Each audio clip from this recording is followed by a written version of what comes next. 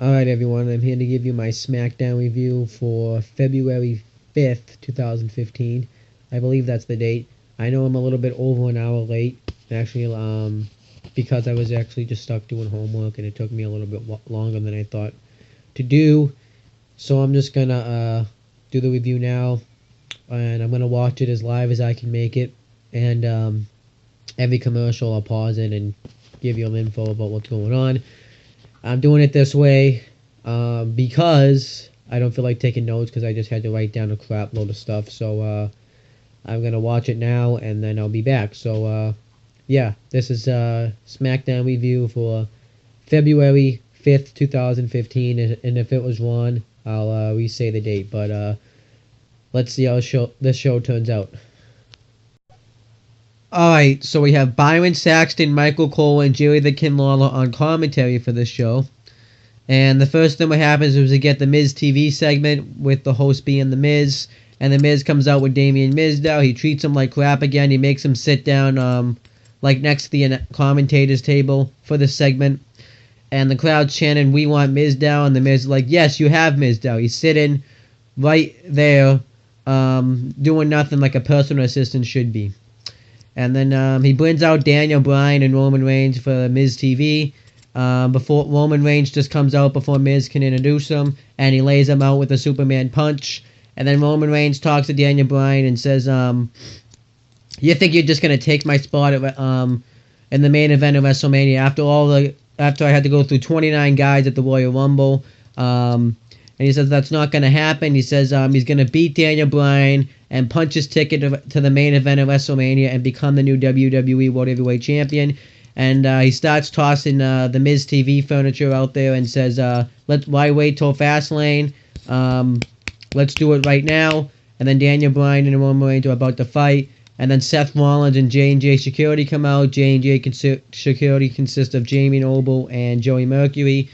And Seth Rollins says that Daniel Bryan was on the verge of beating Daniel Bryan until Roman Reigns interfered because he thinks Roman Reigns is too afraid to face him. He's like, "Well, I don't blame him after all the accomplishments I've had lately." And he says that it doesn't matter because he has the Money in the Bank contract to cash in the money in the to become the WWE World Heavyweight Champion. And he says that tonight Daniel Bryan is going to be competing on a 3-on-1 handicap match against Seth Rollins and J&J Security. And that was it. I thought it was fine. I thought the segment was actually pretty decent. It was pretty fine. And Roman Reigns came off like a babyface. He sort of did. It was kind of heelish, but I think he came off as a babyface because he's talking about because the Authority screwed him out of being in the main event of WrestleMania after going through all these guys. I think I can relate to Roman Reigns kind of. So I think this was a fine segment. So now let's see what happens next. Alright, so now we have Golden Stardust versus Ryback and Dolph Ziggler. This makes me hopeful that they don't throw Ryback and Dolph Ziggler in a tag team, that this was just a one-time thing. Because they come out to Dolph Ziggler's music. Because if they did throw them in a tag team, I'd feel like they have nothing for both guys. I think this was just a one-time thing, though. But I think they do look good as a tag team. I liked it when Ryback did the atomic drop and then Dolph Ziggler hit the drop kick and then they both went off the ropes and did like the strut and Dolph Ziggler hit an elbow, Ryback hit a splash. That was cool. And then Goldust tags himself in. Ryback's going off on both of them. Ryback goes to charge at Stardust and then Ryback goes shoulder first into the steel post. And then he gets taken to the outside. Goldust takes him out. And then they dominate Ryback for a while. One spot I liked about when they did it, though, was when Goldust went to roll up Ryback and then Stardust kicked him in the head. I thought that was cool. And then Ryback launches Goldust outside the ring. He goes to make the tag, but Stardust gets tagged in before he can make it. Stardust tries to go up off the top rope.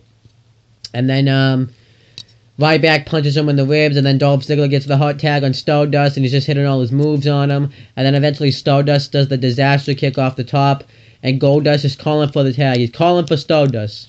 And then he calls him Cody. So then Stardust gets pissed about this. He just does like a rough tag on him, and Stardust just walks out, and Goldust is like, "Stardust," and where you going? And he also says, Cody, where you going? And then Ziggler hits a super kick, and then Ryback hits a shell shock on Goldust for the win. And as Stardust looks up the ramps, so they're still teasing the match between Goldust versus Stardust at Mania. I think they're also teasing something else. I think they're gonna tease this because they're still probably teasing the match, but they also could be teasing the transformation that Goldust is gonna transform Stardust back to Cody Rhodes. That would be cool because I think they want to bring Cody. They want to have Cody Rhodes come back and work as himself now. And I think that'd be a cool angle. I know that sounds biased because I trashed when in TNA when they were trying to move Joseph Polk back to Abyss. Well, they dragged that shit out way too long. So, and they're not gonna drag. I mean, they're not dumb enough to drag it out long. I hope, because I actually could see them doing that. But I think Cody Rhodes, Stardust will go back to Cody Rhodes. But they still will have a match between Goldust and Cody Rhodes somehow at WrestleMania. And then backstage, Dean Ambrose is heading for action. They do this all the time, and I never mention it. But backstage, they took somebody's radio and started talking in it. You couldn't hear what he was saying, but I thought it was funny. But other than that, this was a pretty solid part of SmackDown. Curtis Axel's in the ring. Talked about how he was never eliminated from the Royal Rumble match. He should be headlining WrestleMania, and he wants everyone to go on Twitter or social media and write #AxelMania so he can get in the main event of WrestleMania. Then he has a match with Dean Ambrose. That was fine, but Ambrose beat him with dirty deeds. Nothing worth talking about there. And then Bad News Barrett comes on the screen. And I guess he's going to start this thing where he calls, when he gives breaking news from Bad News. This actually was awesome. On the bottom, it said, leaving home, Mr. Whiskers, something like that. And how he had a Super Bowl party, no one showed up. I thought that was cool. It was something like that. And then he tells Dean Ambrose, though, that he doesn't deserve an IC title shot. I still can't believe they're going to put Dean Ambrose back in the mid-card, though. Are they retarded? I mean, Dean Ambrose... one of the most over guys probably on the roster, and he's going in the mid-card. I mean, he should be in the main event. And everyone's talking on YouTube about how this could be great. This is going to bring some prestige back to the IC title. Dean Ambrose will defend it a lot. Dean Ambrose will showcase that belt. Well, how well did that work before? Remember, he was the United States champion. He never defended that championship. What makes you think that's going to change? People forget things so easily nowadays.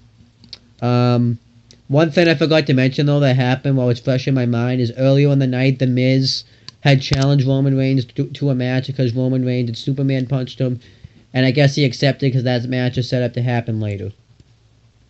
Alright. Yeah, this was actually not a good part of the show. Alright, something hilarious just happened. So Fandango with Rosa Mendez is going to have a match with, Adam Rose. Now, actually, I want to, if anyone can ever,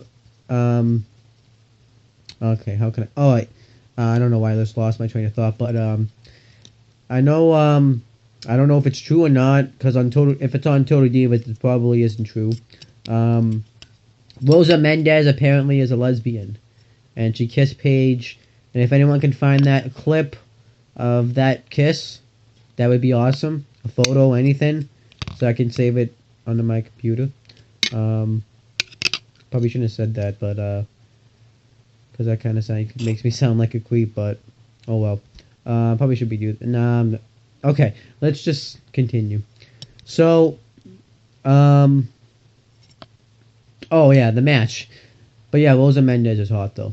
That's pretty much what I was getting at. So we get Fandango with Rosa Mendez versus Adam Rose. And Adam Rose goes to do the crowd surfing with the Rosebuds again. And they don't catch him. He falls. So he gets pissed off, beats up the Rosebuds. And then I fast forwarded the match that he had with Fandango. But Fandango still won. Oh well. That's about it. I don't care. I mean, it was funny to see Adam Rose fall, though, so I guess, this was okay because it was funny to see Adam Rose just fall and the Rosebuds fail to catch him. And other than that, that was about it. Alright, so we get The Miz with Damien Mizdow, who he's still treating like crap. He makes him sit in his chair again. I'll say the one thing, I kind of was disappointed he's not the stunt double anymore because I miss him doing all the Miz's moves. But he has it. But he has this match with Roman Reigns, and Miz says, "You know what? You want to deck me earlier tonight? Come on out here. I want you to fight you." And he says, "You want to be in the main event of WrestleMania? Well, why didn't you come fight someone who actually did?" So then Roman Reigns comes out, and before he gets in the ring, and before his music starts playing, Miz attacks him, throws him into the steel steps, and then referee asking if Roman Reigns still wants to have the match. He chooses to have the match, and then Miz dominates him for a while. Reigns starts to make a comeback. He hits a clothesline outside the ring. Miz tries to charge him in the corner. Roman counters into a knee to the face. And then Roman Reigns goes into the steel post. And then Miz dominates Roman Reigns throughout much of the match. And then Roman Reigns makes a comeback. And then he tries to go for the Samoan drop on Miz. But Miz counters, tries to do his DDT that he likes to do. Roman Reigns counters to the Samoan drop. Hits the Superman punch and the spear for the win. But I thought the match actually was pretty good. It was actually better than I thought it would be. So that was about it. Good match. Alright, so we get Eric Rowan versus Rusev. The match was hard-hitting. It was fine. Rusev beats him with the accolade. And then Paige gets interviewed, talks about how she doesn't get embarrassed easy, but after the Bella Twins, Nikki and Brie spray paint her, she was embarrassed.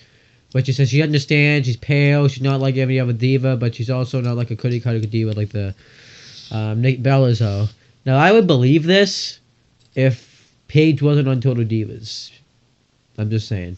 I still think it's a joke that she's on that show, but this SmackDown, though this part was, I guess, fine. It was fine. Alright, so Paige had a match with Alicia Fox. To be honest with you, I was feeling burnt out during the show. I was actually considering on going to bed. But then I was like, you know what? Maybe listening to music will wake me up. So I listened to that song, So Come On. So I'm not saying that right. So Come On Over from WWE 2K15 on YouTube. And that actually got me up. Paige wins, though. I don't care how, and I don't care enough to rewind it. Now, I'm just pissed now. I'm like, God damn it, Vince. This, I was gonna watch the date between one of the Usos, Jake Uso, and Naomi. It actually could have been Jay Uso, or Jimmy, you know. I wonder actually if the Usos ever switch places, so that way they can, like, confuse Naomi. You know, I actually would think that, I actually definitely would do that if I had to twin, you know. But anyhow, you know what? I'm not even going to talk about it. They were going to have this date with Natalya and Tyson Kidd. I was going to watch it, but then I saw Cesaro, and I just don't want to see Cesaro be used like a joke anymore. I'm sick of it. This guy has so much talent that that now he's like in the drama of Natalya and Tyson Kidd. It's BS. I'm sick of it.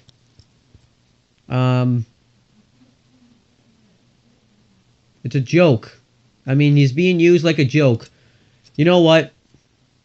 I don't care because I'm just done talking about it. This part of SmackDown was crap. Alright, so backstage, Bray Wyatt cut the promo, and he talks about how they say that the man has repercussions for his actions. But he's no man, he's immortal. And he says that the devil is knocking on his door, and he wants him to let him in. I thought it was cool. He says more, but that was pretty much the gist of it. You know they're building up Bray Wyatt for something big. I know what it is, but those of you don't know, I don't want to spoil it, because they've been pushing Bray Wyatt lately, and I'm enjoying this. Thank God, because he's been needing this push. I mean, they're doing a great job with Bray Wyatt. You know, last while in the Royal Rumble, beats Dean Ambrose, beats Dolph Ziggler. They're building him up for something big, and I know exactly what it is. So, the main event's about to start, and I will give you my review when it's over. Alright, so now we have the main event. We get Daniel Bryan versus Seth Rollins and J&J Security in the handicap match. Pretty good match. Daniel Bryan just beating the crap out of the security. He tries to put Jamie Noble in an armbar. Noble gets to the ropes. And then they dominate Bryan for a while. Seth Rollins hits the German suplexes. Actually, Rollins hits a sick neckbreaker. Then Rollins hits the German suplexes like Brock Lesnar would. And he says that's what you're going to face if you win the match at Fastlane. So I thought that was cool. And then they dominate Bryan for a while. Bryan tries to come back. Rollins and Bryan both do a double high cross body, which hurts both of them. And then Rollins mic checks Bryan into the turnbuckle. And then Rollins tries to powerbomb Bryan off the top turnbuckle, but Bryan counters into a Hurricanrana, starts going off on anybody, kicks Jamie Noble, the rope into Jamie Noble's face, dives on Seth Rollins, hit the double drop kick on J&J Security. He hits the yes kicks on him, and then he clotheslines Rollins outside the ring, and then Joey Mercury tries to steal a win, but Bryan counters into the yes lock. Mercury taps out, Bryan wins. And then he escapes before any damage can be done to him, but unfortunately Corporate Kane came out, attacked Bryan. They beat him down. Corporate Kane hits 2 chokeslams on Bryan, and then Rollins hits a curve stomp on Bryan. And I wonder if on Raw, Bryan's going to ask Roman Reigns, where were you? Why didn't you come save me or something? Because Roman Reigns was nowhere to be found. I thought Roman Reigns was coming out, but he didn't, so I wonder if that's going to happen. But yeah, that was cool. As for Smackdown, I'm going to say it was slightly above average show. It was okay. I'm going to say it was okay. Because, I did get drained doing this. But I'm going to say it was okay. I didn't think it was great, but I thought it was an okay show. So that's pretty much it, guys. If you want to leave your thoughts about the show in the comments, feel free to do so. And if you want to subscribe to me to see more videos from me from the future, you can click, down right here. And that's pretty much it, guys. See you later.